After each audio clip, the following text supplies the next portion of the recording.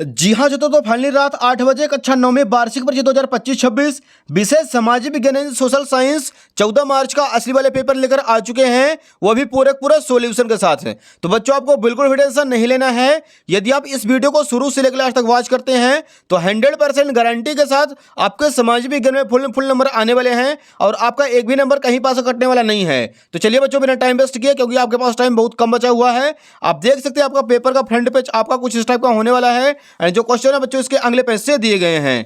तो यहां पे देखिए बच्चों, सबसे पहले दिया गया हमारे सामने प्रश्न क्रमांक 1 सही विकल्प चुनकर लिखिए।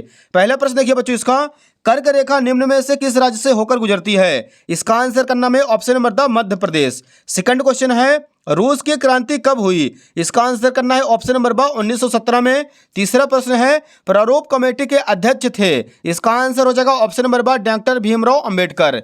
चौथा प्रश्न, पालमपुर में गैर कृषि क्रियाएं हैं? इसका आंसर हो जाएगा उपरोक्त सभी, ऑप्शन नंबर द। पांचवा प्रश्न, संसार में क्षेत्रफल की दृष्टि से भारत का स्थान है? इसका आंसर हो जाएगा ऑप्शन नंबर बा 7वां। छठवां क्वेश्चन, भारत में हरित क्रांति का उदय हुआ? ऑप्शन नंबर बा हो जाएगा 1960 में। तो बच्चों यहाँ पे क्वेश्चन नंबर फर्स्ट अपना पूरा कंप्लीट हो चुका है। फटाफट आप लोग इसका स्क्रीनशॉट ले लीजिए। जो बच्चे इंग्लिश मीडियम से हैं तो वो भी फटाफट अपना सॉल्यूशन तैयार करते चलेंगे। अगला क्वेश्चन देखिए बच्चों, यहाँ पे प्रश्न दूसरा, रिक्त स्थान में सही विकल्प चुनकर लिखिए। पहला प्रश्न इसका, विश्व का सर्वोच्च पर्वत शिखर डैश में है? इसका आंसर करना माउंट एवरेस्ट है। सेकंड नंबर, 1914 में रूस पर जार निकोलस द्वितीय का शासन था? तीसरा प्रश्न, भारतीय संविधान 1950 को लागू हुआ था? चौथा प्रश्न, जो अपने परिवार के साथ खेती का काम करते थे उसे छोटे किसान कहते हैं? पांचवा प्रश्न, भारत में नेशनल पार्क 103 हैं। छठवां क्वेश्चन है बच्चों, सर्वाधिक जनसंख्या घनत्व उत्तर प्रदेश राज्य में है। सातवां प्रश्न, खाद्य सुरक्षा का अर्थ है सभी लोगों के लिए सदैव भोजन की उपलब्धता।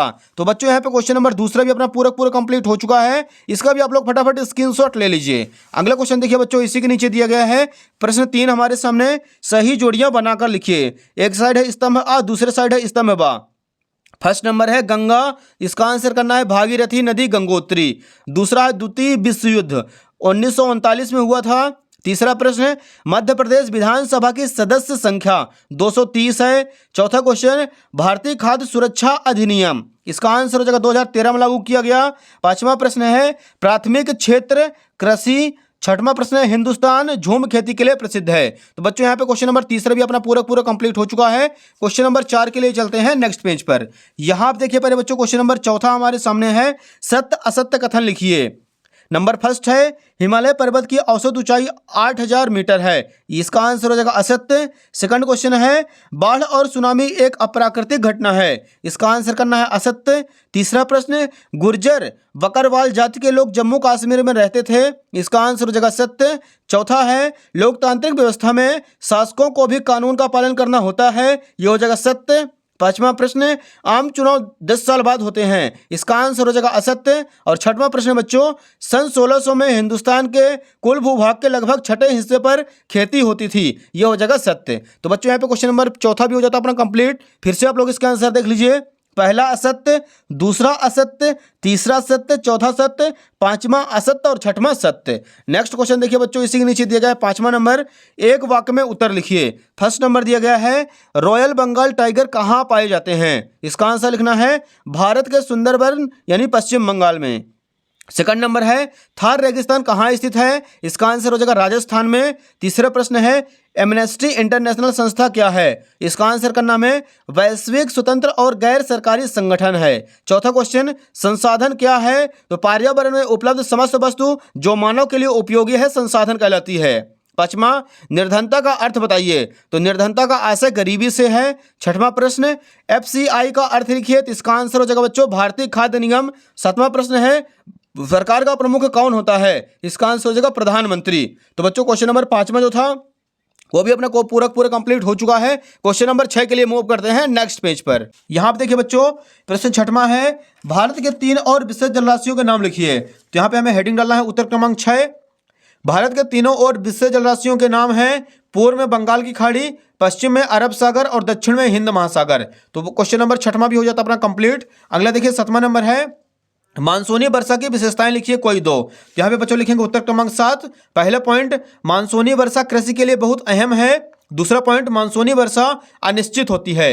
अगला क्वेश्चन देखिए बच्चों, 8वां नंबर है, सदाबहार वन और पर्णपाती वनों में अंतर लिखिए कोई दो। इसका अथवा देख लीजिए आप लोग, नीम और तुलसी के एक एक औषधि उपयोग लिखिए, तो यहाँ पे लिखेंगे 8वें का आंसर, नीम शरीर की गंदगी साफ करता है और तुलसी लीवर को मजबूत बनाती है। अगला क्वेश्चन देखिए बच्चों, 9वां प्रश्न है, मैंग्रोव वन की कोई दो विशेषताएं लिखिए, तो यहाँ पे लिखेंगे बच्चों 9वें का आंसर, मैंग्रोव वनों में कई तरह के पेड़ और झाड़ियां होती है, मैंग्रोव वनों में कई तरह के जीव जंतु रहते हैं। ये क्वेश्चन नंबर 9 हो जाता कंप्लीट। अगला देखिए बच्चों, 10वां प्रश्न है, जैकोबिन क्लब के सदस्य कौन थे, तो यहाँ पे लिखेंगे 10वें का आंसर, जैकोबिन क्लब के सदस्य मुख्यतः छोटे दुकानदार तथा कारीगर जैसे जूता चप्पल बनाने वाले और नौकर व दिहाड़ी मजदूर आदि थे, जो समाज के कम समृद्ध हिस्से में आते थे। तो हो जाएगा बच्चों क्वेश्चन नंबर 10वां भी अपना कंप्लीट। नेक्स्ट बच्चों क्वेश्चन नंबर 11 के लिए मूव करते हैं अगले पेज पर। यहाँ पे देखिए पहले बच्चों प्रश्न क्रमांक 11 है, खूनी रविवार की घटना क्या थी, तो यहाँ पे इसका आंसर लिखेंगे, रूस के सेंट पीटर्सबर्ग में 22 जनवरी 1905 को हुई थी। इस दिन जार की सेना ने शांतिपूर्ण मजदूरों पर उनके परिवारों के जुलूस पर गोलियां चलाई थी। अगला क्वेश्चन देखिए प्रश्न 12 बच्चों, युद्ध से जंगल क्यों प्रभावित होते हैं, इसका आंसर लिखेंगे, युद्ध के समय जंगलों में आग लग जाती है जिससे वनस्पति और जीव जंतु नष्ट हो जाते हैं, इस कारण युद्ध से जंगल जो है प्रभावित होते हैं। अगला प्रश्न देखिए 13 नंबर है, वयस्क मताधिकार क्या है, तो यहाँ पे आंसर लिखेंगे, सभी नागरिक जो 18 वर्ष और उससे अधिक उम्र के हैं उनकी जातीय शिक्षा धर्म प्रजाति आदि परिस्थितियों के बावजूद वोट देने के लिए स्वतंत्र हैं, इसे वयस्क मताधिकार कहा जाता है। अगला क्वेश्चन देखिए 14 नंबर है, पंथ निरपेक्ष संविधान क्या है, तो यहाँ पे लिखेंगे 14 का आंसर, भारत सरकार धर्म के मामले में तटस्थ रहेगी और सभी धर्मों के प्रति निष्पक्षता का भाव रखेगी, इसे धर्मनिरपेक्षता कहा गया है। अगला प्रश्न देखिए बच्चों 15 नंबर है, गठबंधन सरकार किसे कहते हैं, तो यहाँ पे इसका आंसर लिखना है, जब एक से ज्यादा राजनीतिक दल मिलकर सरकार बनाते हैं तो उसे गठबंधन सरकार कहा जाता है। ये हो जाएगा क्वेश्चन नंबर 15 भी अपना कंप्लीट। अगला देखिए बच्चों यहाँ पे प्रश्न 16 इसी के नीचे, अर्थव्यवस्था के तृतीय क्षेत्र से आप क्या समझते हैं, तो यहाँ पे इसका आंसर लिखना बच्चों, अर्थव्यवस्था का तृतीय क्षेत्र सेवाओं का उत्पादन करने वाला है, इसे सेवा क्षेत्र भी कहा जाता है, इसमें शिक्षा स्वास्थ्य आदि सेवाएं शामिल होती हैं। क्वेश्चन नंबर 17 के लिए मूव करते हैं बच्चों नेक्स्ट पेज पर। यहाँ पे देखिए पहले बच्चों प्रश्न 17 है हमारे सामने, मानव पूंजी निर्माण में स्वास्थ्य की भूमिका लिखिए, तो यहाँ पे लिखेंगे बच्चों 17 का आंसर, मानव पूंजी निर्माण में स्वास्थ्य की अहम भूमिका होती है। यह न केवल व्यक्तियों की शारीरिक भलाई को दर्शाता है बल्कि समाज में पूरी तरह से भाग लेने वाली क्षमता को भी दर्शाता है। यह हो जाएगा प्रश्न क्रमांक 17 का आंसर। अगला देखिए पहले बच्चों यहाँ से 3-3 नंबर के क्वेश्चन शुरू हो रहे हैं। क्वेश्चन नंबर 18 है, रेशम मार्ग पर टिप्पणी लिखिए, तो यहाँ पे लिखना है हमें, रेशम मार्ग से बड़े पैमाने पर चीन के रेशम यूरोप अफ्रीका तथा एशियाई देशों में भेजे जाते थे, इसलिए इस मार्ग का नाम रेशम मार्ग या सिल्क जूट कहा गया। रेशम मार्ग के जरिए रेशम, चाय, भारतीय मसाले, कपड़े, कीमती पत्थर, सोना, चांदी, शराब आदि का व्यापार होता था। रेशम मार्ग द्वारा संस्कृति, भाषा और विचारों का आदान प्रदान होता था। रेशम मार्ग एक महत्वपूर्ण ऐतिहासिक व्यापार था। मार्को पोलो ने रेशम मार्ग से यात्रा करके चीन पहुंचे थे और वहां की सभ्यता को देखे थे। ये हो जाएगा बच्चों क्वेश्चन नंबर 18 अपना पूरा कंप्लीट।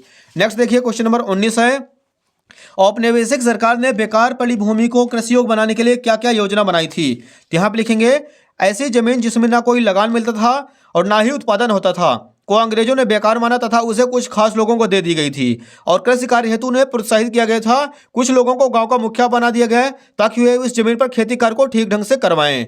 यह जमीन चरवाहों की थी जिनका चरवाहे नियमित रूप से इस्तेमाल किया करते थे। तो ये हो जाएगा बच्चों क्वेश्चन नंबर 19 भी अपना पूरा का पूरा कंप्लीट। अगला देखिए बच्चों प्रश्न 20 है, भारत के राष्ट्रपति को कौन कौन सी शक्तियां प्राप्त हैं, इसका अथवा दिया गया है, प्रधानमंत्री पद के लिए क्या क्या योग्यता होनी चाहिए, तो यहाँ पे लिखेंगे बच्चों उत्तर क्रमांक 20, वह भारत का नागरिक हो। दूसरा पॉइंट, वह कम से कम 25 वर्ष की आयु पूरी कर चुका हो। तीसरा पॉइंट लिखेंगे, वह लोकसभा का सदस्य होना चाहिए। और चौथा हो जाएगा, वह किसी सरकारी लाभ के पद पर ना हो।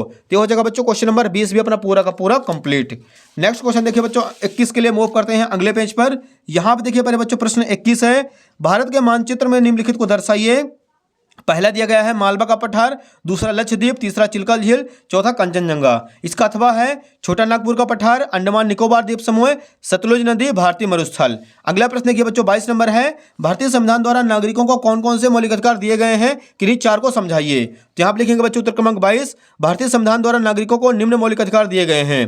पहला है समानता का अधिकार, इस अधिकार के द्वारा प्रत्येक नागरिकों को कानून के समक्ष समानता है तथा भेदभाव, अस्पृश्यता और उपाधियों का अंत कर दिया गया है। सरकारी नौकरियों में बिना धर्म, जाति, लिंग आदि का भेदभाव किए बिना समानता है। स्वतंत्रता का अधिकार लिख देना आपको, स्वतंत्रता के अधिकार के अंतर्गत नागरिकों को भाषण देने की स्वतंत्रता है।